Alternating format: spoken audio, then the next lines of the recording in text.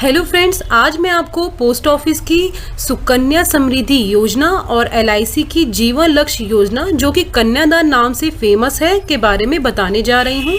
मैं आपको एक एग्जाम्पल से समझाऊंगी और दोनों के फायदे और नुकसान के बारे में हम आज चर्चा करेंगे।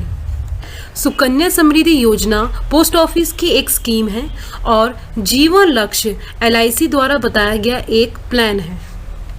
सुकन्या समृद्धि योजना का इंटरेस्ट रेट पहले 9.1% था, जो कि घटकर इस साल 7.6% हो गया है।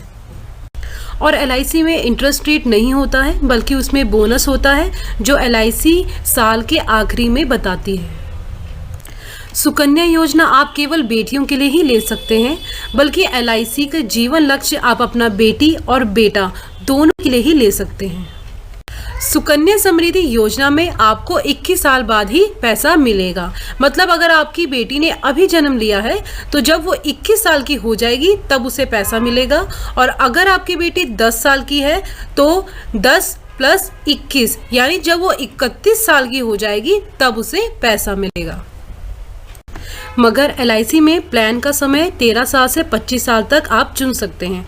अगर आपकी बेटी या बेटे ने अभी जन्म लिया है तो आप 25 साल तक का टर्म ले सकते हैं, और अगर आपकी बेटी या बेटे 10 या 11 साल की उम्र के हैं तो आप 13, 15 से लेकर 20 तक अपना टर्म चुन सकते हैं। सुकन्या समृद्धि योजना में अगर आप हर महीने 5,000 रुपीज़ जमा करते हैं तो 21वें साल में आपको मिलेगा 25,46,000 रुपीज़, और यही पैसा यानी 5,000 पर मंथ के हिसाब से अगर आप एलआईसी में डिपॉजिट करते हैं तो 21वें साल में आपको मिलता है 24 लाख रुपीज़। अगर पिता की मृत्यु हो जाती है तो समृद्धि योजना में आपको सारी किस्तें जमा करने पर ही पैसा मिलता है, इसमें कोई रिलैक्सेशन नहीं मिलता है। और एलआईसी में अगर पिता की मृत्यु एक्सीडेंट से होती है तो तुरंत परिवार को 21,60,000 रुपीज़ मिलता है, और नॉर्मल डेथ पर 10,80,000 रुपीज़ मिलता है। और पूरे साल घर खर्च के लिए 1,08,000 रुपीज़ मिलते हैं 20 साल तक, और इसके अलावा 21वें साल में 24 लाख रुपीज़ भी मिलते हैं।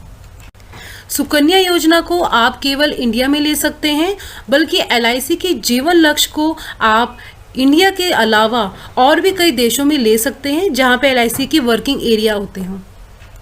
सुकन्या समृद्धि योजना में आपको जो मैच्योरिटी मिलती है वो टैक्स फ्री नहीं होती, बल्कि एलआईसी में जो आपको मैच्योरिटी मिलेगी वो बिल्कुल टैक्स फ्री होगी।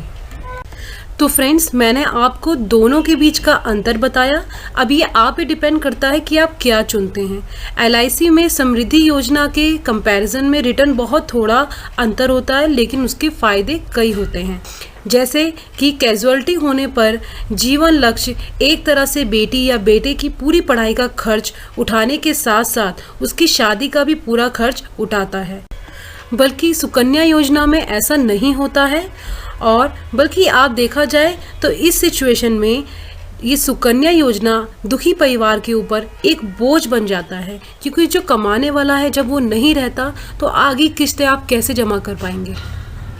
तो मैं आपको यही सजेस्ट करूंगी कि आप एलआईसी की जीवन लक्ष्य पॉलिसी ही लें, और इस वीडियो से रिलेटेड कोई भी डाउट के लिए आप मुझे कमेंट सेक्शन में कमेंट कर सकते हैं।